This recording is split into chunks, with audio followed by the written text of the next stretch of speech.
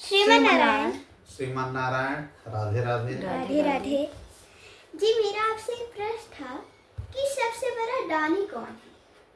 सबसे बड़ा दानी कौन है? कौन है दानी जी। आपकी नजर में? हम लोगों ने सुना है तो कर्ण के विषय में सुना हुआ एक सबसे बड़ा दानी था। सबसे बड़ा दानी है कर्ण। जी चलिए आज इसी विषय में बात किया जाए। जी देखिए, दानी और भक्त दोनों होना जरूरी नहीं है। अधिकांश सत्संग में लोग कहते हैं कि कर्ण बहुत बड़ा दानी है। हाँ, जी दान वीरता में कर्ण जी का भी नाम है जी कि जिन्होंने प्रतिदिन स्नान करने के बाद, सूर्य आराधना करने के बाद कर्ण जो है प्रतिदिन कुंतलों कम से कम स्वर्ण का दान करता था गरीबों को। ठीक है। जी कहीं लूट करके, कहीं किसी भी प्रकार से लाता था और लोगों को, गरीबों को बांटता था। काम तो ठीक था। जी फिर इंद्र ने, चूंकि इंद्र के पुत्र थे अर्जुन और सूर्य के पुत्र थे कर्ण जी, तो सूर्य ने आगाज कर दिया था कि इंद्र ब्राह्मण वेश बदल करके आएंगे और तुम्हारा रक्षा कवच जो है जीवन से संबंधित, चूंकि जब कर्ण जन्म लिए थे तो उसी समय कुंडल कवच लेकर के पैदा हुआ। कर्ण पूर्व जन्म का एक राक्षस था, सहस्त्र कवच दैत्य, जिसे अर्जुन ने ही नर के रूप में मारा था। नर और नारायण बद्रिकाश्रम में जो रहते हैं। जी ठीक है। तो पिछली बार से ही जन्म, पिछले पूर्व जन्म से ही इन लोगों का ये सब दुश्मनी चली आ रही थी। 1000 जब कवच था तो सूर्य से इसने यह वरदान लिया था ना, सहस्त्र कवच दैत्य, कि मेरी मृत्यु, ये जो कवच है 1000 वर्ष कोई हमसे लड़े तब एक कवच मेरा टूटे, और जब एक कवच टूटे तो युद्ध करने वाला भी मर जाए। तो कोई युद्ध करता नहीं था। नारद जी ने कहा जाओ भाई बद्रिकाश्रम में, वहीं तुम्हारा भूख मिटेगा। तो नर और नारायण 1000 वर्ष ये लोग इससे लड़ते हैं, सहस्त्र दैत्य से। सहस्त्र दैत्य इसलिए बना कि 1000 कवच इसके शरीर में था। तो कभी जो है नारायण भगवान मारते 1000 वर्ष बाद, और जब एक कवच इसका टूट जाता तो नारायण ऋषि, जो नारायण ऋषि हैं, धर्म और मूर्ति के लड़के, भगवान नहीं ऋषि, उन्हीं के ही अंशावतार हैं। तो 1000 वर्ष के बाद जब एक कवच टूट जाता तो मर जाते। फिर जो अर्जुन बने हैं ये नर थे, फिर 1000 वर्ष ये लड़ते, एक कवच टूटता तो ये मर जाते। ये बड़ा खुशी होता, लेकिन ये लोग माया से पुनः जीवित हो जाते थे। ऐसे 999 कवच टूट गया सहस्त्र कवच का। तो 999 कवच इनका खत्म हो गया, सहस्त्र दैत्य का। अब जब एक कवच बचा तो अब नर जो बने हुए थे उनकी बारी आई 1000 वर्ष लड़ने की। लेकिन ये भाग गया कि अब कवच टूट जाएगा, ये लोग बार बार जी जा रहे हैं, अब आखिरी कवच है, मैं मर जाऊंगा। जाकर के सूर्य के पास रुक जाता है। तो सूर्य कहते हैं कि भाई मैंने 1000 कवच दिया, 999 टूट गया है, लेकिन 1000 और लड़ोगे तो ये भी तब तुम मारे जाओगे। कहता है मैं नहीं लड़ूंगा। लेकिन वही बदला लेने के लिए वही नर अर्जुन बन करके आते हैं, वही नारायण श्री कृष्ण जी बन करके आते हैं, और यही सहस्त्र दैत्य कवच कर्ण बन करके आता है। ठीक है जी। और इसको कवच पहन करके आता है। सूर्य भगवान का पुत्र ही माना गया, कुंती को पहले ही दे दिए थे। दुर्वासा ऋषि ने एक वरदान दिया है कुंती माँ को कि यह मंत्र पढ़ोगे, जिस देवता को वही आएंगे आपको पुत्र के रूप में प्राप्त हो जाएगा, उनके द्वारा उन्हीं का एक पुत्र रहेगा। तो सूर्य सबसे पहले चले आए हैं जब इनकी शादी नहीं हुई थी कुंती जी की ना। अब कर्ण हुआ था, तो कर्ण जो है कुंडल कवच लेकर के, अब जब महाभारत युद्ध का समय आया तो कर्ण ने ठाना है कि मैं अर्जुन को मारूंगा, बाकी किसी को मारूं चाहे न मारूं। तो इंद्र के पुत्र थे अर्जुन। इंद्र बचाने के लिए ब्राह्मण वेश में आते हैं, जानते हैं कि उस समय कुछ भी मांगा जाएगा तो यह दे देगा दान में कर्ण। इन्होंने कहा कि हमें तुम्हारा यह कवच और कुंडल चाहिए। ये जान गया कि इंद्र जी आपको ब्राह्मण बन करके आने की क्या जरूरत है, ले लीजिए।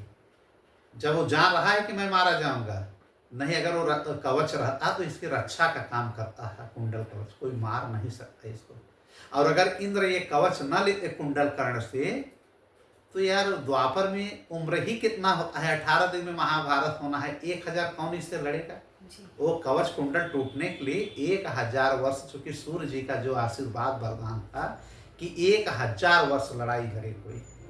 अब द्वापर में इतना समय है नहीं, तो कृष्ण भगवान के माया से ही प्रेरित होकर के सब हुआ।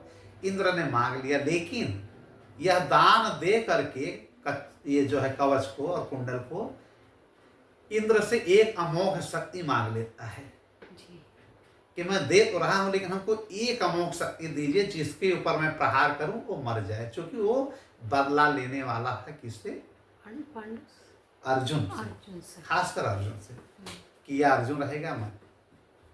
इंद्र ने अमोघ शक्ति दे दिया, तो ये दान वीरता उसकी कम हो गई ना। भाई दान आपने दिया तो उसके बदले कुछ ले लिया, जी अमोघ शक्ति ले लिया, जो कि श्री कृष्ण भगवान ने उस अमोघ शक्ति को चलवा दिया है घटोत्कच के ऊपर, पांडव कोई खंडित नहीं होगा, और घटोत्कच मारा गया है। तो इसलिए कर्ण दानी तो है, लेकिन दान वीरता में सबसे सर्वोच्च नहीं है, जैसा लोग महिमा मंडन करते हैं। जी ऐसे ऐसे दानी हुए हैं जिन्होंने निस्वार्थ भक्ति भाव भी किया है और दान भी किया है।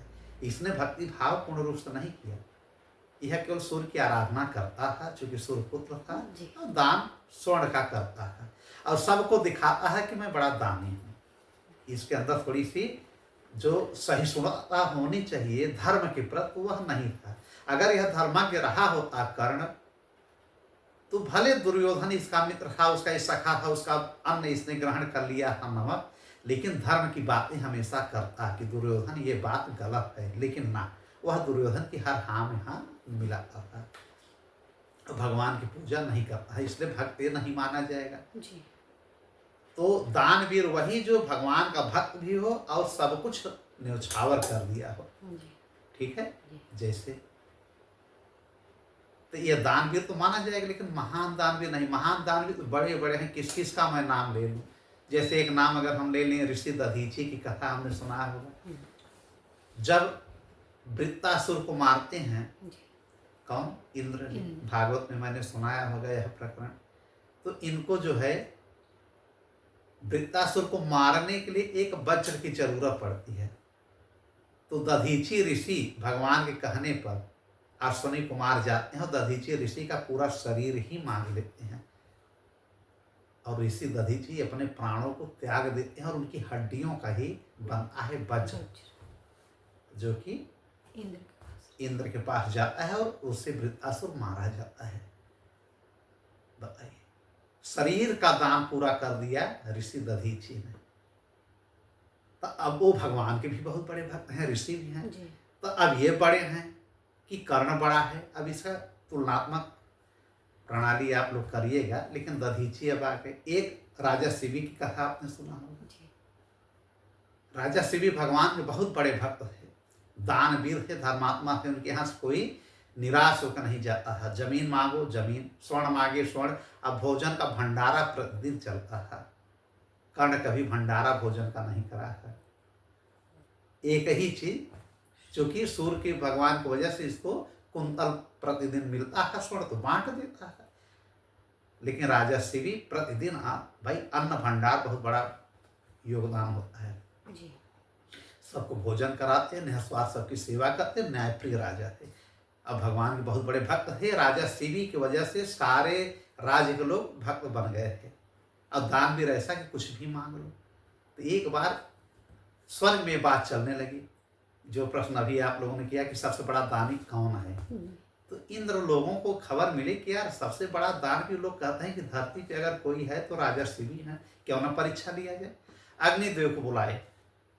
इन्होंने कहा है भगवान का, नारायण भगवान का बहुत बड़े भक्त हैं राजा शिवी, चलो हम तुम दोनों परीक्षा लेकर के आए। इंद्र बन जाते हैं बाज और अग्निदेव बन जाते हैं कबूतर। अब कबूतर पहुंचता है राजा के पास, बैठ जाता है उड़ करके अग्निदेव, और उधर से बाज उड़ता हुआ आता है कबूतर को झपटने। लेकिन राजा शिवी मना करते हैं कि अरे भाई हमारे शरण में है, बाज का शिकार होता है कबूतर। तो उसने अपनी बोली में, बाज ने कहा, मतलब इंद्रदेव ने कहा कि हे राजन, यह मेरा शिकार है, मैं इसका पीछा न जाने कहाँ से करते करते आया, ये आपके गोद में चला गया है। कृपा करके यह मेरा शिकार दे दीजिए, वरना मैं भूखा मर जाऊंगा। और अगर इस कबूतर को मैं नहीं खाया तो मैं मर गया, और अगर मैं मर गया तो मेरी पत्नी मुझसे बहुत प्यार करती है। बाज कह रहा है जी मेरी बाजिन मर जाएगी, और जब मेरी पत्नी मर जाएगी बाजिन, तो हमारे पुत्र हैं जो 4 ठो वो मर जाएंगे, तो आपको बहुत बड़ा कलंक लगेगा राजा शिवी। इसलिए कोई भाई हमारा काम ही है कबूतर को खाना, मुझे पाप नहीं लगेगा, आपको पाप लगेगा जो मेरे भोजन को आप रोक रहे हैं। इससे न जाने कितने लोग मरेंगे, 5-6 लोग हम लोग मर रहे हैं, इसको बचा के क्या करेंगे। तो राजा शिवी ने धर्म संकट पड़ गए कि बात सही, एक की जान बचा रहा हूं और बाज के पूरे परिवार की जान जा रही है। जी उन्होंने कहा इसके बदले में बताओ कैसे संतुष्ट होगे, किसी अब इसको छोड़ करके शरणागत है मेरा। राजा शिवी ने कहा कहीं आओ जाके शिकार कर लीजिए। कहा नहीं, मैं पहला शिकार यही आज करूंगा, जी उसके बाद कोई दूसरा शिकार करूंगा। इसके बाद हुआ क्या, इन्होंने कहा फिर इसके बदले आप संतुष्ट कैसे होंगे बाज। इन्होंने कहा कि इसके बदले यही होगा कि किसी का इतना मांस जितना कबूतर का है उतना मांस आप हमको दे दीजिए, मैं संतुष्ट हो जाऊंगा। तो राजा ने कहा कि एक कबूतर का मांस बचाने के लिए मैं अपनी प्रजा या किस जानवर जंतु का मैं मांस दे दूं, यह भी नहीं बनेगा। क्या आप मेरे मांस से संतुष्ट होंगे? राजा शिवी ने कहा। बाज ने कहा और अच्छा बात है, नहीं किसी पक्षी का मिल रहा है, आप अपना ही मांस दीजिए, इसके वजन के बराबर कबूतर के, जी मैं संतुष्ट हो जाऊंगा, इसको मैं अभय दान दे दूंगा, आपका भी धर्म मर्यादा रह जाएगा, मैं भी भूखा नहीं मरूंगा, कबूतर भी बच जाएगा। बाज के रूप में इंद्र ने कहा। जी परीक्षा ले रहे हैं। राजा शिवी तैयार हो गए, प्रजा हाहाकार करने लगी कि नहीं मेरा मांस दीजिए मेरा। उन्होंने कहा नहीं, मेरे रहते हुए किसी का नुकसान नहीं होगा, ठीक है। जी इन्होंने तराजू मंगाया, तो एक तराजू पे कबूतर को बैठा दिए, एक तराजू पे राजा शिवी अपना मांस काट करके रखने लगे। अब कबूतर का इतना वजन हो गया था कि ये मांस काटते जा रहे हैं अपने शरीर का, उसका जरा भी पड़ रहा डाउन नहीं हो रहा है। नियम तो ये है कि अगर जब पड़ रहा है कबूतर और उसका मांस का तो बराबर होना चाहिए। अब कबूतर नीचे है, ऊपर आ ही नहीं रहा है, माया की सब खेल है। अग्निदेव कबूतर वजन बढ़ा दिए, धीरे धीरे करके इन्होंने पूरे शरीर का मांस तराजू पे रख दिया, नहीं बराबर हुआ कबूतर की तबीयत, खुद उस पड़रे पे बैठ जाते हैं राजा सिंह और अपना गर्दन काटने के लिए गर्दन काट करके पूरा चढ़ा दें, तब जो है इंद्रदेव बाज के रूप में और कबूतर के रूप में अग्निदेव प्रकट हो जाते हैं और भूर भूर प्रशंसा करते हैं कि जैसा हम लोगों ने स्वर्ग तक आपकी ये दान चर्चा आ रही है, हम लोग आपका परीक्षा लिए, महान भगवान के आप भक्त हैं और बहुत बड़े दानी, सबसे बड़े दानी इस समय आप ही हैं दानवीर। उनकी परीक्षा भगवान ने भी लिया, इंद्र ने भी लिया। और फिर इंद्रदेव ने कहा कि मांगे, क्या मांगेंगे आप? अग्निदेव ने भी कहा कि आप कुछ मांग लीजिए हम लोगों से।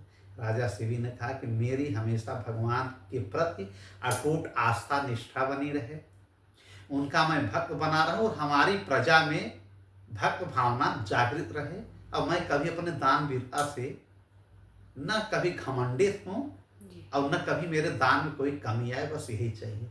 इंद्र ने कहा तथास्तु, आप हमेशा भगवान के भक्त रहेंगे और मरणोपरांत आप भगवान के धाम जाएंगे, ये तो कन्फर्म है। मैं तो आपको अपने स्वर्ग ले चल, अपने सिंहासन पे बैठाता, इंद्र ने कहा, लेकिन आप भगवान के इतने बड़े भक्त हैं कि आपका तो भगवत धाम जाना पड़ेगा, ये है दानवीर। ठीक, दधीची भी बैकुंठ गए, राजा शिवी भी बैकुंठ गए, लेकिन ये जो कर्ण था ये बैकुंठ नहीं जा पाया था, सूर्य लोक गया था, वो भी नरक यातना झेला, चूंकि यहाँ अधर्म भी किया था। पितृलोक में इसको स्वर्ण मिलता है खाने के लिए, कभी अन्न इसने नहीं दिया था, अनाज। फिर श्री कृष्ण भगवान से रोता है कि भगवान आप हमारे सानिध्य में थे, तो पुनः 16 दिन के लिए भेजते हैं, कहाँ? धरती पे।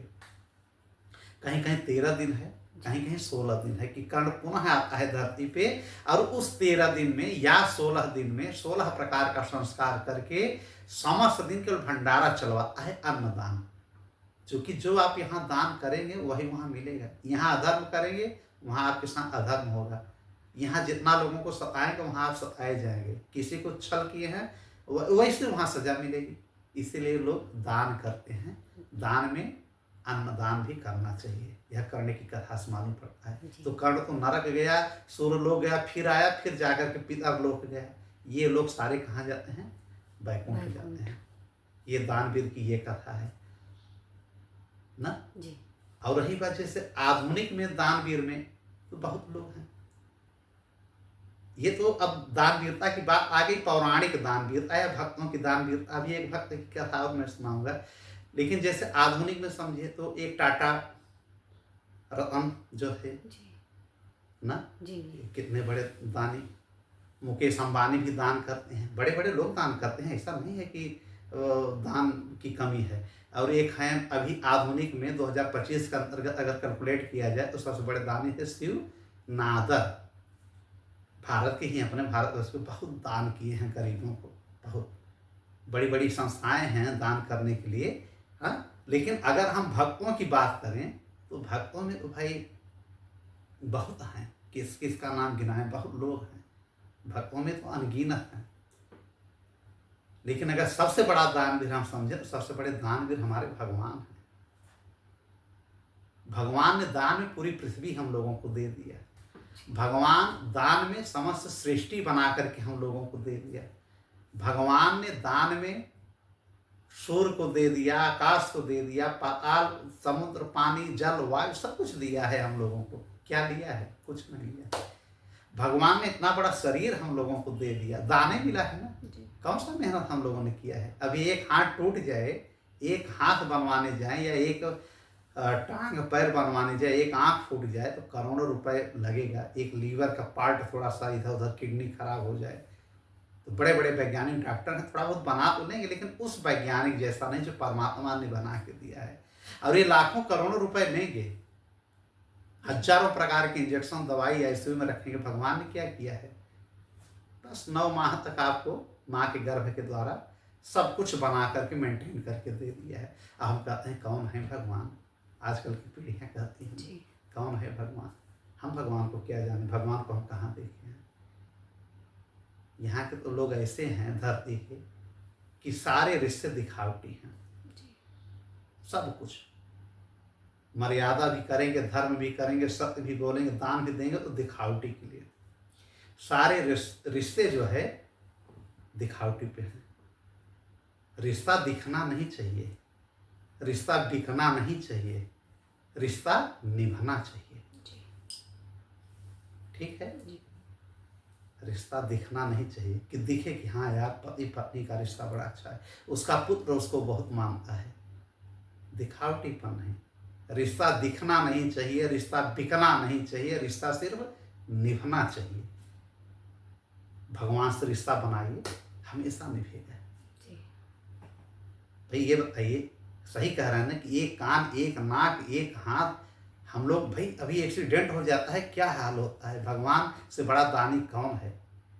उन्होंने सब कुछ, पूरी सृष्टि दे दिया, पूरा समुद्र दे दिया, अंतरिक्ष दे दिया, हमको माँ बाप दे दिया, पूरा हमारा शरीर काया बना करके दे दिया। उनसे बड़ा कौन है यार? तो सबसे प्रथम अगर कोई दानवीर है तो हमारे प्रभु हैं नारायण भगवान। उसके बाद अनेकों हैं। भक्तों की बात जैसे हम करते हैं तो भक्तों में एक भक्त की बात अगर हम दानवीर न करें तो दानवीरता अधूरी मानी जाएगी। हम तो मानते हैं कि दानवीर में बड़े बड़े दानी हैं, किसी और को काट नहीं सकते, लेकिन इस दानवीर का एक अलग ही महत्व है। इनका नाम है मोर ध्वज। एक राजा थे मोर ध्वज नाम के।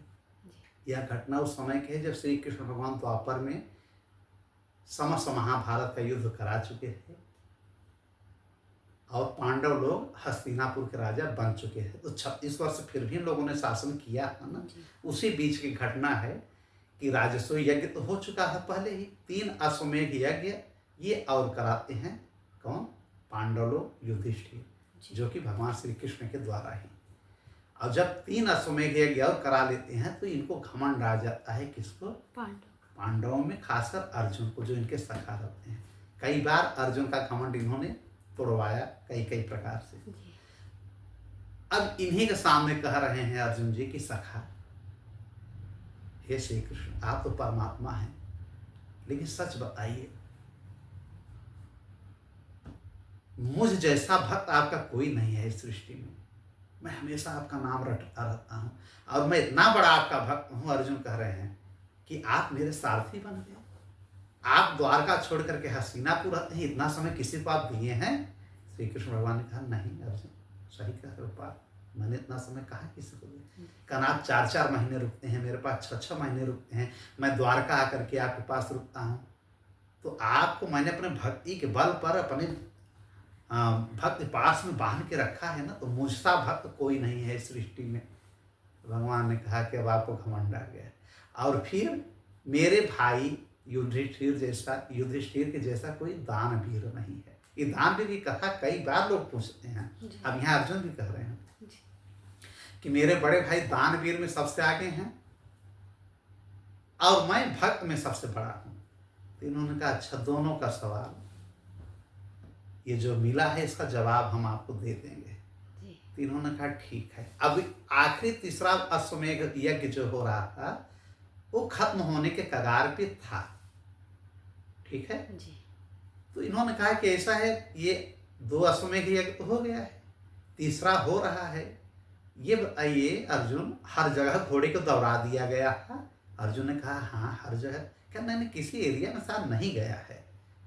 घोड़ा जाता है तो वहां का राजा अगर पकड़ ले तो उससे युद्ध करके पहले आप जीतिए, घोड़े को लाइए, तब अश्वमेध यज्ञ करिए। तो पांडव लोगों की बैठक होती है तो नकुल सहदेव कहते कि अभी रतनपुर के साइड हमारा घोड़ा नहीं गया था। रतनपुर एक राज्य था जहाँ के राजा थे मोरध्वज, उनका लड़का है ताम्रध्वज और उनकी पत्नी थी रानी पद्मावती। अब भगवान लीला कर रहे हैं अपने भक्त तक पहुंचाने के लिए, रतनपुर तक इनको ले जाने के लिए। तो इन्होंने कहा अच्छा नहीं, तो ये कौन सी बड़ी बात है, अब अश्वमेध यज्ञ खत्म होने वाला भी है, वहाँ घोड़ा नहीं गया तो ये तो गलत चीज़ है, दौड़ा दो रतनपुर के साइड। रतनपुर घोड़ा जाता है और जब घोड़ा वहाँ पहुँचता है तो ताम्रध्वज, जो मोरध्वज का पुत्र होता है 6 साल का, दौड़ा करके पकड़ लेता है। सारे सैनिक इनके परास्त होकर के पांडव के भागे जाते हैं। फिर हस्तिनापुर में खलबली मचती है, कैसा कैसा। फिर अर्जुन को ये लगा कि कौन पकड़ा है, छोटा सा बालक, छोटे से बालक से, केशव चलिए देखें कौन सा है। अब केशव भगवान तो तैयार है, कहा चलो यार पास में चलता हूँ। अर्जुन को लेकर के रतनपुर के प्रांगण के पहले ही श्री कृष्ण भगवान पहुँचते हैं तो वहाँ घोड़े से ये ताम्रध्वज खेलता रहता है बैठ करके। ताम्रध्वज श्री कृष्ण भगवान का बहुत बड़ा भक्त, मोरध्वज भगवान के बहुत बड़े भक्त और महारानी पद्मावती भी। अब भगवान गए हैं दर्शन देने जी। अब ताम्रध्वज इनको देख करके उसको विश्वास ही नहीं हो रहा, चूंकि उसको पता है कि श्री कृष्ण भगवान अर्जुन के सखा हैं, साथ में आए हैं। यह इनको प्रणाम करता है कि प्रभु आप ही हैं केशव श्री कृष्ण जी। इन्होंने कहा साष्टांग प्रणाम करता है। तो श्री कृष्ण भगवान से कहता है क्या आदेश है। इन्होंने कहा आदेश कुछ नहीं है, अर्जुन से बात कर लीजिए। उन्होंने नहीं कहा कि अश्व को छोड़ दो जी। कि अर्जुन आए हैं अब इनसे बात कर लीजिए। तो अर्जुन ने कहा ए छोटे से बालक, मैं अर्जुन हूँ गांडीवधारी, विश्व विजेता, पूरे महाभारत को मैंने उंगलियों पे नचा के सबको अधर्मियों को खत्म कर दिया। तुम छोटे से बालक अज्ञानता में पकड़ लिए हो कि घोड़ा मेरा है, मेरा घोड़ा है अर्जुन का।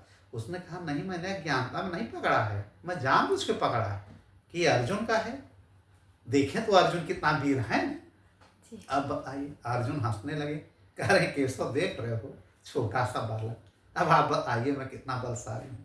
कहना ये बताने के लिए मैं थोड़ी आया हूँ कि आपकी बलशाली भुजाओं का मैं यहाँ पे वर्णन करूँ, आप खुद ही बता दीजिए कितने बलशाली हैं। तो अर्जुन ने कहा ये बात सही है। तो उन्होंने कहा छोड़ दो वरना हम बाण चलाएंगे तो फिर तुमको चोट लग जाएगी। नहीं नहीं, तो आप बाण चला के ही अश्व को ले लीजिए, मेरे चोट का तुम चिंता भैया अर्जुन मत करो। छोटा सा 6 वर्ष का बालक। अर्जुन ने खेल खेल में बाण चलाया कि इसको नुकसान भी ना हो बालक को, और ये डर के मारे घोड़ा छोड़ के भाग जाए। और जैसे बाण चलाया, ये बाण फट से अपना तीर कमान उठाता है धनुष और बाण को काट देता है अर्जुन। अर्जुन को झटका लगा कि मेरे बाण को काट दिया। फिर दनादन कई बाण चला, दनादन ये छोटे से बालक में बाण को चला करके अंत में भगवान नारायण का सुमिरन करता है और ऐसा बाण चलाता है कि अर्जुन उसमें मूर्छित, और श्री कृष्ण भगवान भी मूर्छित हो जाते हैं माया स्वरूप। अरे घोड़ा लेकर के चला जाता है रतनपुर। अब अभी सबको हराया, सेनाओं को अब हरा दिया अर्जुन को। अब अर्जुन को जब होश आता है तो कहते हैं कि अब श्री कृष्ण भगवान भी थोड़ा सा मूर्छित पड़े हैं। अरे केशव उठो। इन्होंने कहा क्या हुआ अर्जुन? कहा अरे वो तो हम लोगों को हरा के चला कर आपको हराया, आपको वजह से हमको भी मूर्छा आई। भाई मैं तो लड़ूंगा नहीं, लड़ेंगे आप पे, मैं तो सारथी ठहरा। लेकिन धन्य हो बालक। अब ये समझने लगे कि श्री कृष्ण अगर मूर्छित हो रहे, इतनी बड़ी महाभारत में मूर्छित नहीं हुए। अरे छोटे से बालक के बाणों से, और उसमें इन्हीं का कवच चला, इन्हीं का जो है मंत्र पढ़ करके चला रहा है, और ये भी जो है मूर्छित हो रहे हैं। इसकी मतलब इसमें भगवान की कोई लीला है। ये गिर पड़ते हैं अर्जुन जी चरणों में कि प्रभु आप लीलामयी हैं, लेकिन आप ऐसी लीला न करें, मेरी समझ में कुछ नहीं आ रहा है। छोटा सा बालक मुझको, अरे हम ही को मूर्छित कर दिया, यही बहुत बड़ी चीज है, आप मूर्छित हो गए। इन्होंने कहा ये भी मेरा भक्त है, और भक्त मुझे कुछ भी कर सकते हैं। अब आपके प्रश्न का जवाब, जो आपने कहा कि सबसे बड़ा दानवीर आपकी युधिष्ठिर हैं, खूब प्रजाओं को स्वर्ण दे रहे हैं, खूब भोजन करा रहे हैं जब से राजा बने हैं, और आपको लगता है कि सबसे बड़े इस धरती भूमंडल पे आप मेरे भक्त हैं, मैं आपके अधीन हूँ, आपके पास रहता हूँ, इसलिए तो चलिए अब इनके राज में चलते हैं। परीक्षा लिया जाता है कि आप बड़े भक्त हैं कि ताम्रध्वज या इनके पिता मोरध्वज। मोरध्वज का एक नाम मयूरध्वज भी लोग कहते हैं। इनकी परीक्षा लिया जाए। अब अर्जुन ने कहा कि ठीक है प्रभु चलें। अब उनको असमय का नहीं पढ़ा, ये पढ़ा है कि मैं बड़ा भक्त की, अब इनका भक्त कोई और भी है। तो इन्होंने कहा ब्राह्मण वेश धारण करो। अर्जुन भी ब्राह्मण बनते हैं, और हमारे प्रभु नारायण श्री कृष्ण भगवान गुरु बनते हैं और चेला बन जाते हैं अर्जुन जी। अब बुलाते हैं श्री कृष्ण भगवान यमराज जी को कि आप आ जाइए। यमराज जी ने कहा प्रभु क्या आदेश है? वही विदुर चले गए थे यमराज बन करके। ये बड़े खुश हुए, कह रहे प्रभु आपने पुनः मुझको बुलाया, मैं तो चला गया हूँ। कहा नहीं, अभी आपको रहना पड़ेगा, अब आप शेर बन जाइए, मेरे साथ चलिए। यमराज जी बन जाते हैं शेर। ये पहुंचते हैं रतनपुर राज्य में। और इतना कठोर, जिस प्रकार से कठोरता का परिचय भगवान ने दिया वहां पे, इतना कठोरतापन कोई नहीं लाता है दान मांगने में। दान इन्होंने क्या मांगा वहां पहुंच करके? इन्होंने, इनको देख करके रानी पद्मावती, राजा साहब बड़े खुश होते हैं कि हमारे यहाँ भगवान तो समझ नहीं रहे हैं, वो सबको भगवान स्वरूप ऋषि मुनियों को समझते हैं ब्राह्मण को कि हमारे यहाँ भगवान स्वरूप अतिथि आए हैं। सम्मान करते हैं, सिंहासन में बैठाते हैं, खूब पूजा पाठ करते हैं। फिर कहते हैं अरे प्रभु ब्राह्मण देव आप लोग भोजन ग्रहण कर लीजिए। तो श्री कृष्ण भगवान कहते हैं नहीं, मैं भोजन तो नहीं करूँगा, ये मेरा जो सिंह है बहुत भूखा है, इसी को भोजन करा दीजिएगा। तो इन्होंने कहा ठीक है, तो मांस उसकी व्यवस्था हम करवाएं। मोरध्वज ने कहा कि किसी, कहा नहीं, इसके दांत सब टूट गए हैं, इसके दांत टूट गए हैं, इसको बहुत कोमल मांस चाहिए।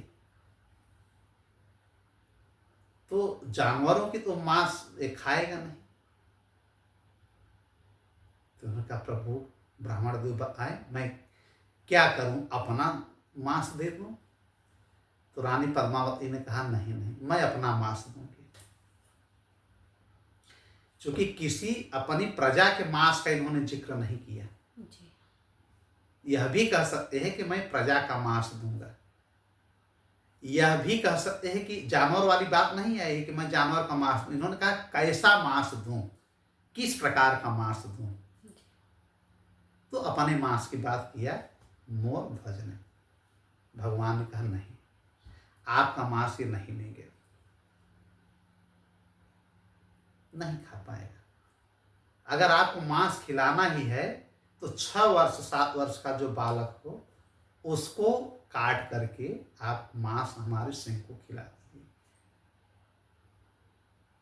तो फिर मोर ध्वज ने कहा कि ब्राह्मण देव सच में कह रहे हैं कि हम तो भाई बड़े हो गए हैं, मेरा कठोर मांस होगा, लेकिन 6 वर्ष के किस बालक का मैं मांस खिलाऊंगा? तो उन्होंने कहा आपका पुत्र है ना, 6 वर्ष का वो भी है, उसी का आप खिला दीजिए। तो इन्होंने कहा ठीक है, मैं अपने बेटे को काट करके मांस खिला दूंगा, मोर ध्वज।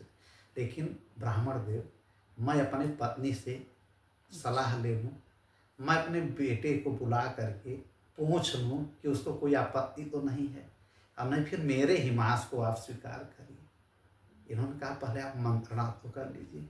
अब अर्जुन को यह नहीं पता है कि यह कर क्या रहे हैं प्रभु, इतना कठोर कौन दान मांगता है? लोग राज्य मांग लेते हैं, सोना मांगते हैं, जमीन मांगते हैं, भोजन मांगते हैं, खजाना मांगते हैं, और भगवान ने उस पिता को, अपने बेटे को ही काटने की बात कर रहे हैं कि उनका मांस दीजिए जो 6 वर्ष का बालक है। पद्मावती ने कहा कि हे राजन, अपने पति को, मोरध्वज को, इससे अच्छी क्या बात है कि हमारे द्वार पे कोई आया है, वो भोजन करे बगैर चला जाए। तो आज तक ऐसा हुआ नहीं है, और ये लोग मांस ही मांग रहे हैं और हमारे बेटे का मांग रहे हैं, तो दे दिया जाए इनको मांस। उन्होंने कहा हम तो तैयार हैं, आप भी तैयार हैं रानी, बेटे से पूछ लिया जाए। तब तक बेटा दौड़ के आता है, पिता के चरणों में प्रणाम करता है, माता को प्रणाम करता है, और देखता है कि हमारे पिताजी धर्म संकट में हैं।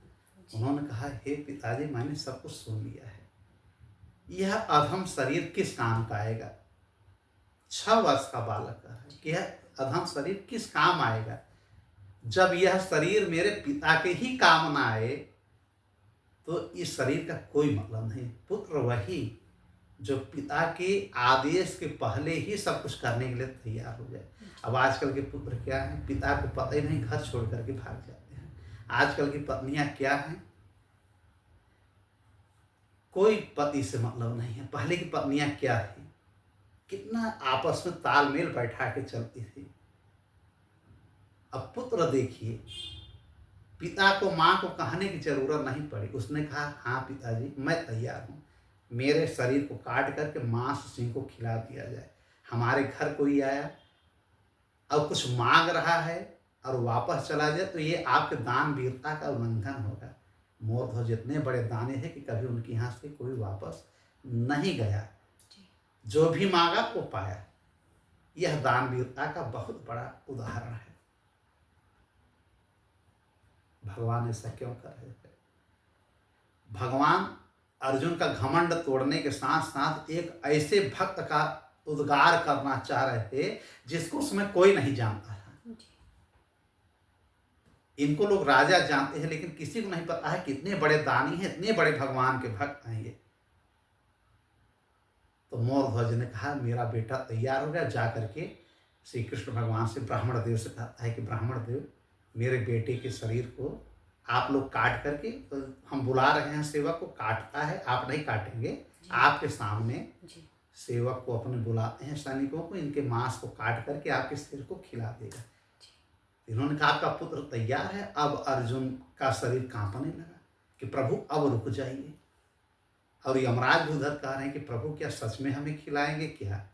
लेकिन श्री कृष्ण भगवान वही कह रहे हैं कि बहुत कठोर परीक्षा लिया इन्होंने, और अपने ऊपर कलंक भी लगाए कि भगवान होकर के ऐसा मतलब परीक्षा ले रहे हैं अपने भक्त का। अपने ऊपर कलंक लगवा लेंगे लेकिन भक्त को पराकाष्ठा पे चढ़ा देंगे, ये हैं हमारे भगवान। अर्जुन के आंखों में आंसू आ गए कि प्रभु ऐसा ना हो कि मतलब ये लोग कटवाने लगे। इन्होंने कहा शांत रहिए, भक्त क्या होता है मैं आपको दिखाता हूँ। इन्होंने कहा लेकिन एक शर्त मेरी और है। ब्राह्मण देव श्री कृष्ण ने, मोरध्वज ने कहा बताएं ब्राह्मण देव कि इस बालक पाप का काम होगा। जी।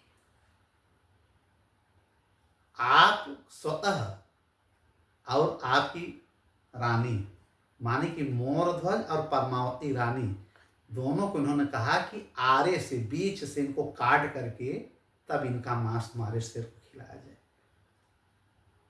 और आपकी आंखों से आंसू नहीं आने चाहिए। आंसू आ गया तो मेरा सिर भोजन अन्न ये नहीं ग्रहण करेगा मांस का। अब इनको लगा कि हम बताइए इतना कठोर परीक्षा कौन लेता है दिए। तो पद्मावती से इन्होंने कहा कि पद्मावती क्या किया जाए। इन्होंने कहा अरे ऐसा क्यों प्रभु, आप चलिए बालक को काटा जाए। अब बालक दौड़ के आता है कि अरे पिताजी ठीक है, आपके हाथों मारे जाएंगे तो हमारे लिए और अच्छा है कि मेरा यह शरीर पूर्ण रूप से मेरे पिता और माँ के काम आ रहा है। आरा मराया जाता है, आरा इनको बैठाया जाता है। एक तरफ रानी पकड़ती हैं, एक तरफ राजा। अब थोड़ा सा रानी को थोड़ा सा ये देखा पुत्र ने कि हमारी माँ को थोड़ा सा कहीं उद्गार न हो जाए, चूंकि जब मैं रोऊंगा काटने पे चीखूंगा तो हमारे माता पिता कहीं ऐसा न हो कि बीच में हमको काटना बंद कर दें। कितना बड़ा दानवीर ताम्रध्वज भी है, कितना बड़ा आज्ञाकारी माता पिता का है कि हर परीक्षा में सब पास हो रहे हैं। सब ये जाता है रुई लाता है ढेर सारा, अपने माता पिता के कानों में डाल देता है, कहता है अब आप लोग काटिए। अर्जुन गिर पड़ते हैं मूर्छित होकर के कि प्रभु मैं नहीं देख पाऊंगा। इन्होंने कहा नहीं, देखो मेरे भक्तों की पराकाष्ठा भक्ति की क्या है। अब मोर ध्वज एक तरफ से रानी, दोनों ने अपने बालक ताम्रध्वज को काट करके सिर दो टुकड़े में कर दिया और सिर को एक पलझा खिला दिया, एक पलझा नहीं दिया। तब तक रानी की आंखों में थोड़े से आंसू आ गए और राजा की एक आंखों से आंसू आ गए। तो अर्जुन ने कहा प्रभु देखिए पुत्र मोह में इन्होंने आंसू बहा ही दिया। तो इन्होंने कहा ये बताइए रानी साहिबा, हे मोरध्वज, ये बताइए आप लोगों ने कहा है कि आंसू नहीं बहेगा, वचन दिया है और आपकी आंखों में एक एक बूंद आंसू आ गए हैं, ऐसा क्यों? आपके बेटे के जाने का आप लोगों को मलाल है, दिक्कत है?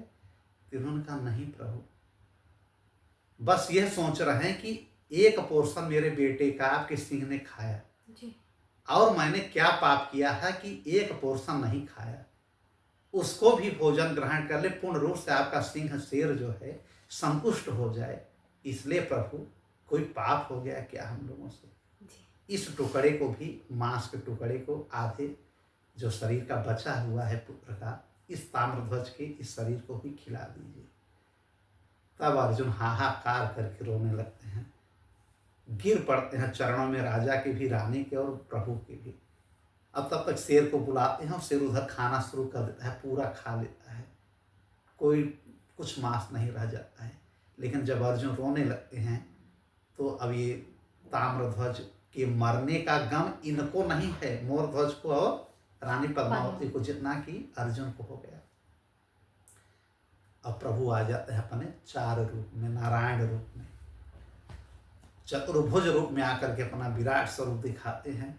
अरे मोरध्वज वगैरह तो गिर पड़ते हैं जमीन पे, प्रभु आप? इन्होंने कहा हाँ, इनके आंखों में भी आंसू नारायण को मान के, कितनी बड़ी कठोर, अभी तक मैंने किसी से परीक्षा नहीं लिया, तुम मेरे सबसे प्रिय भक्त हो, आज तुमने साबित कर दिया। बताओ क्या चाहिए तुमको, क्या चाहिए?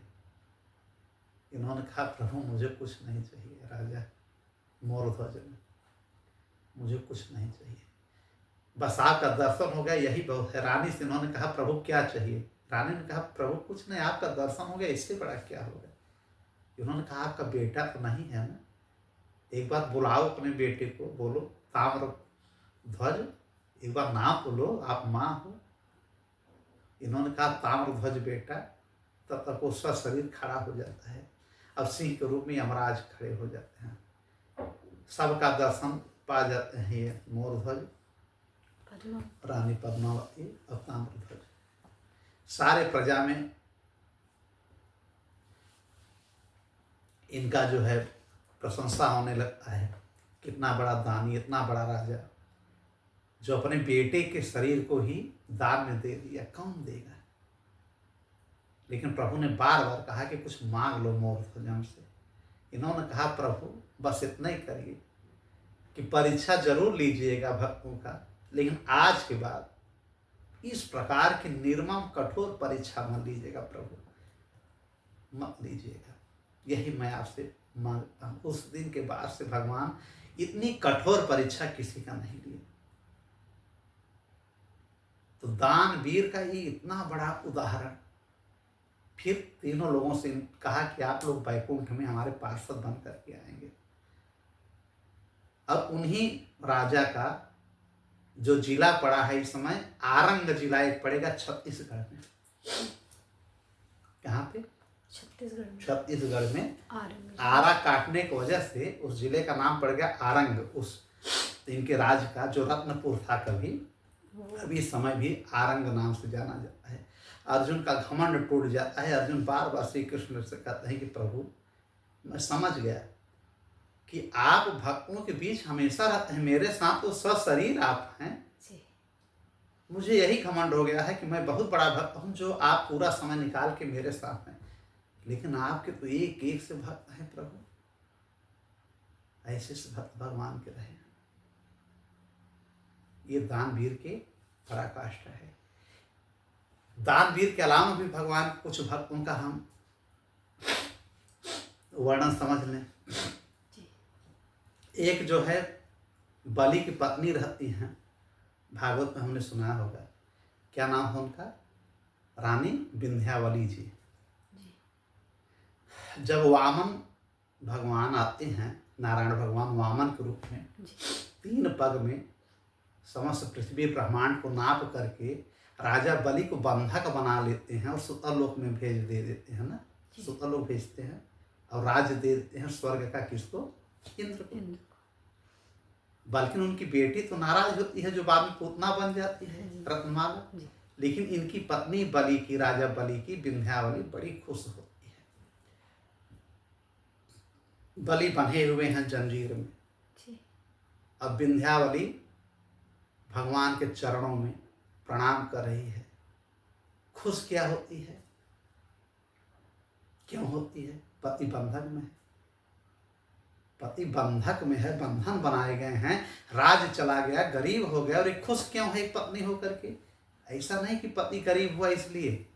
उसने कहा, भगवान ने पूछा ना कि आखिर में तुम खुश हो, तुम्हारे पति को हम बांध रहे हैं और नौकर बना दिए हैं। भाई बलि किसका लड़का है?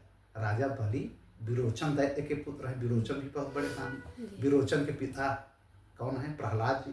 प्रहलाद के पिता हिरण्यकश्यपु जी। हिरण्यकश्यपु के कश्यप ऋषि। कश्यप ऋषि किसके पुत्र थे? मरीचि के। मरीचि ब्राह्मण की वही पीढ़ी चली आ रही थी। ये परम भागवत भक्त थी। कौन? विंध्यावली भगवान की बहुत बड़ी भक्त थी। और राजा बलि भी भगवान के बहुत बड़े भक्त थे, इसीलिए तो भगवान आए। नहीं, भगवान को आने की क्या जरूरत है? ऐसे सब लीला करते अपने भक्तों को दर्शन देने आए, जिससे हम लोग उनकी चर्चा करें। यह परम भागवतशील थी, भगवान की बहुत बड़ी वैष्णव भक्त थी। इसने कहा ना, सात्विक प्रकृति थी राक्षसी, लेकिन मांस मदिरा इसने कभी ग्रहण नहीं किया। हमेशा प्रभु के मूर्ति का पूजन करती, माला पहन आती और हमेशा ये भी भजन भाव करती थी विंध्यावली। और यही राजा बलि भी करते थे। हाँ, राक्षसी स्वभाव होने की वजह से लड़ाई युद्ध ये सब अलग की बात है। वामन भगवान को स्वरूप को देख करके बहुत प्रसन्न होते हैं कि चलिए कुछ हम लोगों ने भाग्य किया था जो भगवान हमारे घर पधारे। और जब प्रश्न करते हैं वामन देव कि खुश क्यों हो? तुम्हारे पति को बांधे गए हैं, बांधा गया है, मैं बांधा हूँ, राज ले लिया हूँ। तो राजा बलि भी कहते हैं कि इतना खुश क्यों हो रही हो, इतना क्यों हिनहिना के हंस रही हो? तो ये कहते हैं कि हे राजन, जो इन्होंने ले लिया क्या ये तुम्हारा था क्या? यह पृथ्वी इन्हीं की है, भगवान की। यह स्वर्ग भगवान का, यह पाताल जहां तुम्हें सुतल भेज रहे हैं ये भी भगवान का। यहाँ तक कि राजा बलि तुम और हम और सारी प्रजा, सारी सृष्टि इन्हीं भगवान की है। और जब ये याचक रूप में आकर के 3 पग मांग रहे हैं, तो इतना बड़ा दानी तुम बन रहे हो। दानवीर में राजा बलि का भी नाम है, जैसे दानियों की बात चल रही है उसी पे हम उठा रहे हैं जी कि दानवीर में राजा बलि भी है कि अपने गुरु शुक्राचार्य की बातों को टाल देता है कि मैं इनको 3 पग भूमि दूंगा, भले नारायण हो। तो इसी बात पे विंध्यावली इनको थोड़ा सा टाइट करती हैं कि बताइए, जब आपको पता ही चल गया कि नारायण भगवान हैं, ये रूप बदल करके याचक बन करके आए हैं, तो ये ढोंग करने का क्या मतलब कि हाँ आप राज ले लीजिए, 3 पग ले लीजिए। आपको तो शरणागत हो जाना चाहिए जी कि भगवान सब आपका है। आपकी ये अवस्था हुई, मुझे अच्छा लगा। आपके अंदर घमंड आ गया है, अपने पति को कह रहे हैं कि आपके अंदर घमंड आ गया है, सब कुछ परम परमात्मा परम नियंता, हम लोग स्वतंत्र नहीं हैं, परतंत्र हैं, और यहाँ का राजा बन गए, स्वर्ग क्या छीन लिए, और भगवान से ही अब कह रहे हो कि हाँ हाँ ले लीजिए। ले लीजिए नहीं, आपको दे देना चाहिए था। इसलिए मैं खुश हूं कि भगवान ने आपके साथ जो भी किया अभी बहुत कम किया है। आप पृथ्वी का शासक बनने लगे। उनकी पत्नी कह रहे बिना, आप दानवीर बनने लगे कि जिससे इतिहास में आपका नाम हो, लोग आपका नाम लें कि राजा बलि ने भगवान को दान दे दिया। छी, आपका है ही क्या, सब भगवान का है। ऐसी है पत्नी जी कि पति तो हो गया, राज से च्युत हो गया, पदच्युत हो गया, बंधन में हो गया, बन गया है, और सब कुछ उसका चला गया है, लेकिन पत्नी को कोई किसी प्रकार का कोई शोक नहीं। क्यों? क्योंकि भगवान सामने हैं। अब उनको दार्शनिक रूप से, आध्यात्मिक रूप से ज्ञान भी दे रही है विंध्यावली। जी अब कहती है ना कि हे प्रभु, हे वामन देव प्रभु, मेरे पति में अभिमान हो गया था, आपने उसको चूर कर दिया। ये अपने आप को बड़े दानी बन रहे थे, महादानी बन रहे थे, आपने इनको बंधक बना करके इनके महिमा मंडन को खत्म कर दिया। आपके द्वारा बनाई गई सारी सृष्टि, सारा ब्रह्मांड आपको ही दान देने चले हैं। प्रभु, इसमें आपका अपमान हुआ है। प्रभु, विंध्यावली कह रही है कि हमारे पति ने आपका अपमान किया है, इनको तो क्षमा करिए, हमको भी क्षमा करिए। मैं आपकी माया देखने में इतना ज़्यादा मतलब खो गई थी कि मैं बोल ही नहीं पा रही। मैं आपकी केवल लीला देख रही हूँ, आप कितने लीलामयी हैं। आप हमारा उद्धार करने के लिए आए हैं, अपने भक्तों को दर्शन देने के लिए आए हैं। प्रभु, आपने हम लोगों के लिए एक नया अवतार ही ले लिया, वामन अवतार का। जी ये हमारे ऊपर आपने इतनी कृपा की। हम दैत्य राक्षस लोग, लेकिन आपने पूरी एक लीला, एक वामन अवतार लेकर के हमेशा के लिए हम लोगों को अमर कर दिया। प्रभु, मतलब कुल मिलाकर के भगवान के अंदर इसने दोष नहीं देखा, जबकि सारे लोग दोष देखे। ऋषि मुनि ब्राह्मण या इसके राज के राजा बलि के कि छल करके ले लिए, लेकिन एक पत्नी है, पुत्री भी ने कहा कि छल लिए हमारे पिता को, ऐसा पुत्र होता तो मैं जहर दे देती। तभी श्री कृष्ण भगवान ने कहा कि ठीक है, मैं बन करके आऊँगा, आपको जहर पिला देना, मरूँ न मरूँ वो अलग की बात है। तो पूतना बन के जहर पिलाती, लेकिन विंध्यावली बिल्कुल भगवान के अंदर दोष नहीं दिखती है। यह है भगवान पर अटूट भक्ति, अटूट श्रद्धा, अटूट समर्पण। किसका? बलि पत्नी श्री विंध्यावली जी का। ठीक है जी और अगर हम देखें तो दानवीर में ये भी आते हैं, जी दानवीर में राजा बलि भी आते हैं कि सब कुछ कंगाल हो गए, सब कुछ इनका चला गया, लेकिन भगवान को सब कुछ न्यौछावर करके, लेकिन भगवान भी बाद में इनके क्या बन गए? द्वारपाल बन गए कि जिस लोक में रहो, इसने कहा ना कि प्रभु हमको कुछ नहीं चाहिए। राजा बलि ने, मैं जिधर से निकलूं उधर आप हमको खड़े मिले। बताइए भगवान अपने भक्तों के इतने अधीन है कि जितने दरवाजे हैं, 16 64 जो दरवाजे हैं, हर दरवाजे को उतने रूप लेकर के, गदा लेकर के खड़े हैं। जिधर से निकल रहा है राजा बलि, उधर ये द्वार पे खड़े हैं। और राजा बलि को यहाँ तक कहा ना कि आपने ये जो है स्वर्ग छीना है जबरी, आने वाले मनवंतर में तुमको मैं स्वर्ग का राजा बना दूंगा। इस बार 8वें मनवंतर में यही राजा बलि बन जाएंगे। अभी पुरंदर नाम की जगह है। अब एक कथा हम बता रहे हैं शिष्य और गुरु की, कि एक गुरु अपने शिष्य के लिए बार बार अगर वो अंधकार में गिरता है तो गिराने का प्रयास जो भी करता है उसको उठाने का प्रयास गुरु ही करता है। एक कथा हम सुनाएंगे महर्षि ऋभु की। जी। ये ऋभु कौन है? ब्रह्मा के पुत्र हैं। सनकादिक के होने के बाद इनके एक पुत्र और हुए हैं, मानस, कई पुत्र हुए हैं ना इनके, जी। तो उसमें एक ऋभु भी है। तो ऋभु जा करके सनकादिक से, जिसमें सनत कुमार, सनक सनंदन सनातन सनत कुमार, जी। तो सनत कुमार बड़े भाई को अपना एक गुरु मानते हैं और गुरु दीक्षा उन्हीं से लेते हैं। शिष्य बन करके ये वेद पुराण हर जगह ये फिर सुनाते रहते हैं। एक बार ये पुलस्त्य के आश्रम पहुंचते हैं। जी। पुलस्त्य कौन? रावण के दादा, जी। रावण के पिता विश्रवा, विश्रवा के पिता पुलस्त्य। पुलस्त। तो पुलस्त्य के एक पुत्र उस समय हुआ करते हैं, उनका नाम था निदाघ। यह भी वेदों में बड़े पारंगत है। उनके कुटिया में जाते हैं, निदाघ से देखते हैं कि पढ़ने में बालक ठीक है, तो वहाँ पे रुक करके कई लोगों को शिक्षा देते हैं और उसमें यह भी उनके शिष्य बन जाते हैं निदाघ। फिर कहता मैं आपके साथ ही चलूँगा, तो उन्होंने कहा ठीक है चलो। ऋभु जी इनको ले करके अपने शिष्य को, मतलब पुलस्त्य के पुत्र को, निदाघ को लेकर के कई साल तक भ्रमण किए। फिर जब इनको लगा कि ये मेरा शिष्य अब पारंगत हो चुका है, सब शिक्षा ग्रहण कर लिया है, इन्होंने कहा जाकर के गृहस्थ आश्रम बना लो, बसा लो, लेकिन अपनी मेरी इन शिक्षाओं को कभी भूलना मत। गृहस्थ आश्रम में प्रवेश जरूर करो लेकिन भगवान की भक्ति मत भूलना। अब निदाघ जो है जाकर के शादी कर लेता है, गृहस्थ आश्रम में प्रवेश करके कर्मपरायण हो जाता है कि उसके प्रति जो है लगाव हो जाता है। अपनी पत्नी के साथ इतना खुश हो जाता है कि पूजा पाठ लगभग इनका बंद हो जाता है। एक गुरु को पता चल जाता है कि मेरा जो शिष्य है वह अब पुनः गर्भ में गिर रहा है। उसके उद्धार के लिए पुनः ये पहुंच जाते हैं शिष्य के उस आश्रम में कई वर्ष बाद। ये शिष्य को पहचानते हैं, शिष्य इनको नहीं पहचानता, बदल करके रूप थोड़ा सा जाते हैं ऋभु महर्षि। लेकिन आतिथ्य वो ग्रहण करते हैं और बड़ा खुश होता है कि हमारे यहाँ कोई ऋषि मुनि आए हैं, इनका खूब भोजन करवाता है। भोजन करा करके सोचता है कि मैंने अपने गृहस्थ आश्रम का बड़ा अच्छा काम किया, अतिथि को हमने भोजन कराया, आश्रम दिया खूब अच्छे से, खूब बढ़िया बैठा उठा दिया, पंखा उंखा किया।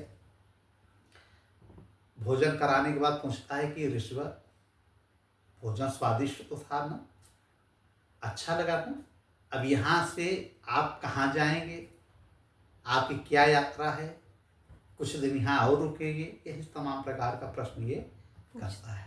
कौन? निदाघ, जो इनका शिष्य रहता है, इनको पहचान नहीं रहा है। अब गुरु तो समझ रहे हैं ऋभु कि हमको मेरा शिष्य पहचान नहीं रहा है।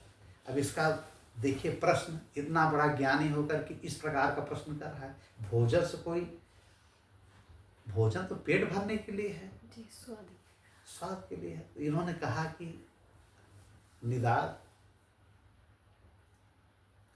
ये जो भूख और प्यास जो पूछ रहे हो कि आपकी भूख मिट गई, प्यास मिट गई, तो भूख और प्यास मुझे कहाँ लगती है? भूख और प्यास तो इन प्राणों को लगती है जिससे कि यह जीवन चलता रहे। इस शरीर के अंदर जो प्राण होता है उसको जरूरत होती है वायु लेने की, जल लेने की या भोजन करने की। तो मैं तो आत्मा हूँ। रही बात कहीं आने जाने की, तो मैं तो आकाश जैसा अनंत हूँ। आत्मा क्या है? सर्वत्र है। भाई जैसे भगवान सर्वत्र हैं वैसे उनकी हम माया आत्मा भी सर्वत्र है। कहा गया है ना कि न इसको काटा जा सकता है, न इसको भिगोया जा सकता है, न आत्मा को मारा जा सकता है। तो इसी प्रकार इन्होंने कहा कि मैं आत्मा हूँ, तो मेरे आने जाने का कहीं कोई मतलब नहीं है।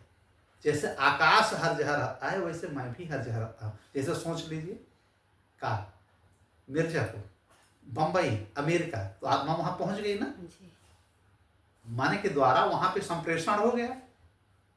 अब ये सोचता है कि यार ऐसी बात कौन कह सकता है कि आत्मा की तरह मैं सर्व संगत हूँ, हर जगह हूँ, वो समझ गया। कैसी शिक्षा हमको गुरु जी ने दिया है कि आत्मा अमर है, नश्वर है, भूख प्यास शरीर को इसको लगती है, आत्मा को नहीं लगती, वो चरणों पे गिर पड़ता है। जो कि जैसे उन्होंने कहा कि मैं आत्मा हूँ, मैं शरीर नहीं हूँ, यह वाक्य कई बार विभु ने उनको बोला है कि शिष्य तुम आत्मा हो, शरीर नहीं हो, इस शरीर का कभी मोह मत करना, जी न कभी अहंकार करना। यह समझ गया कि मेरे गुरु जी चरणों में गिर जाता है। फिर गुरु समझाते हैं रिभु जी कि अब तुम गृह शास्त्रों का पालन करो, लेकिन भगवान अध्यात्म से जुड़े रहो, पतन अपना मत कराओ, मेरे शिष्य हो, तुम्हारा पतन होगा तो मेरा पतन होगा। अब आजकल के गुरु को इतना समय कहाँ है। गुरु दीक्षा दे दिए, जाओगे मिलने पूछने भी तो उनके पास जवाब नहीं है देने के लिए। क्यों? समय ही नहीं है। लाखों शिष्य कर लियो। पहले गुरु की जिम्मेदारी रहती है कि चाहे लाखों शिष्य हो चाहे हजारों हो, सबका प्रश्न का जवाब देना, और सबसे मिलने स्वतः जाते थे। अगर नहीं शिष्य पहुंच पाया तो जी ना, जी कई साल बीत गया, फिर इनको लगा कि मेरा शिष्य पुनः जो है पतित हो रहा है। कई दिनों बाद, सालों बाद पुनः ये जाते हैं अपने शिष्य से मिलने। तो उस समय इनका यह शिष्य जो है कहाँ रहता है? एक बाजार में। निदाद जो है एक बाजार में रहता है, जहाँ राजा की एक पालकी जाती रहती है, और बहुत भीड़ भाड़ रहता है। सब उछल उछल करके देखते रहते हैं, राजा साहब हाथी में बैठ के जा रहे हैं। तो गुरु जी पीछे खड़े होकर के अपने शिष्य से कहते हैं, कौन जा रहा है ये, कौन है ये? तो कहते हैं, अरे ये राजा नरेश की सवारी जा रही है। किसने कहा? निदात ने। यह राजा की पालकी जा रही है, राजा के सब लोग जा रहे हैं। गुरु जी ने कहा, अब वो पीछे नहीं देख रहा है, कह रहे हैं कि राजा की सवारी जा रही है। इन्होंने कहा, अच्छा अच्छा, इसमें राजा कौन है और दूसरे लोग कौन है? इसने कहा, अरे जो हाथी पे बैठे हैं, शिष्य कह रहा है, जी। वो राजा है, और जो पैदल या अगल बगल चल रहे हैं ये कौन है? सैनिक। इनके दूसरे लोग हैं, सैनिक लोग हैं, इनके साथ चलने वाले। इन्होंने कहा, लक्षण बताओ राजा का या दूसरे लोगों का क्या है? तो ये सोचता है कि कैसा ये जो है लक्षण, कैसे समझे कि राजा हैं, अब कैसे समझे कि ये इनके सिपाही या दूसरे लोग हैं। तो पीछे दौड़ देखता है इनको, इनके ऊपर चढ़ जाता है शिष्य गुरु के ऊपर। पहचान तो रहे रहा है कि हमारे रिभु हैं, चढ़ गया। क्या देखो, इस समय तुम हाथी हो। भाई उन्होंने पूछा ना, किसमें हाथी कौन, इसमें राजा कौन, इसमें दूसरे लोग कौन? यह प्रश्न कर, ये चढ़ गया ऊपर गुरु के निदाध और कहा, देखो मैं राजा बन गया, तुम हाथी, और जो हम लोगों को देख रहा है दूसरे लोग। प्रश्न का जवाब दे रहा है, झटपट जवाब दिया कि राजा के भांत मैं ऊपर हूँ, हाथी के भांत तुम नीचे हो। लेकिन महर्षि रिभु को तरी भी क्रोध नहीं आया, बड़े शांत चित्त से अपने शिष्य को बोलते हैं, अच्छा तुम राजा, मैं हाथी, यही कह रहे हो? तो उन्होंने कहा, तो कह बताओ तो तुम कौन और मैं कौन?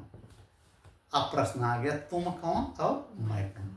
मतलब तुम भी आत्मा हो और मैं भी आत्मा हूँ। ये सब शरीर है, कोई हाथी के शरीर में है, कोई घोड़े के शरीर में है, कोई सैनिक के शरीर में है, कोई राजा के शरीर में है।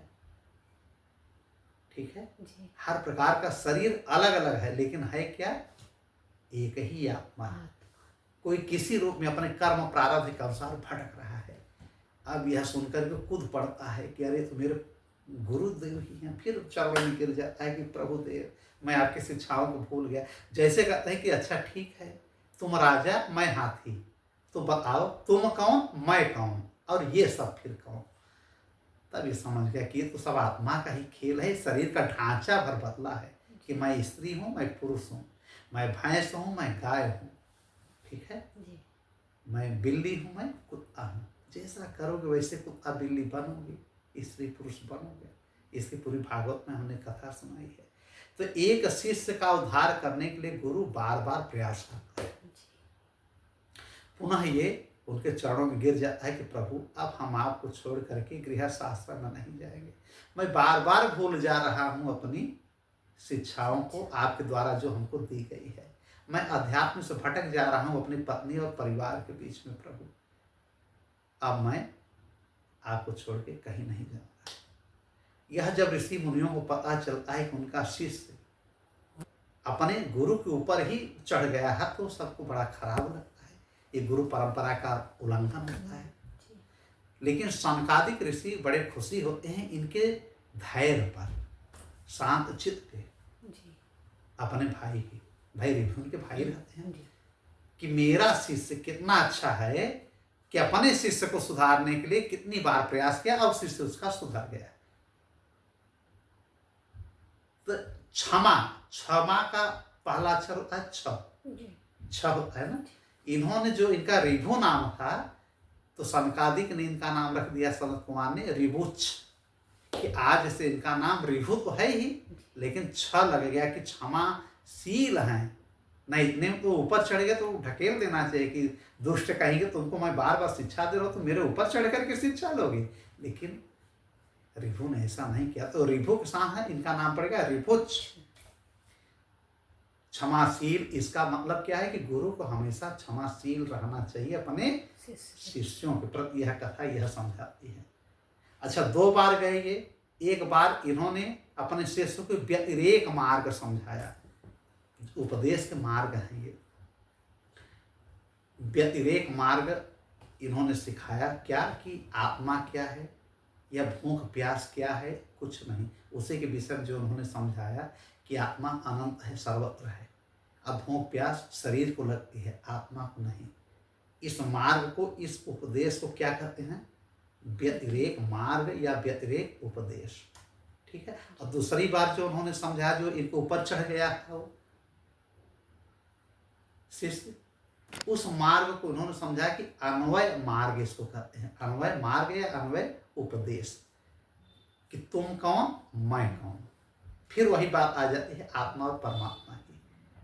तो इस प्रकार से इन्होंने कि बताओ तुम कौन, बताओ मैं कौन, आत्मा क्या है, भूख प्यास क्या है, इन सब चीज़ों का इन्होंने अपने शिष्य से बता करके पुनः भटके हुए अपने शिष्य को पुनः अध्यात्म पे जोड़ देते हैं। यही कर्तव्य होता है एक गुरु और शिष्य परंपरा का। गुरु को हमेशा चाहिए कि हमारा शिष्य भटकने न पाए, उसका ध्यान रखें। और शिष्य को भी चाहिए कि गुरु की हर बात का पालन करे बिना कुछ पूछे पाछे। जो गुरु कहते हैं वही सही। ठीक, चलिए फिर कथा आगे फिर से देखा जाएगा। आज तक के लिए क्या? राधे राधे राधे। श्रीमन। श्रीमन।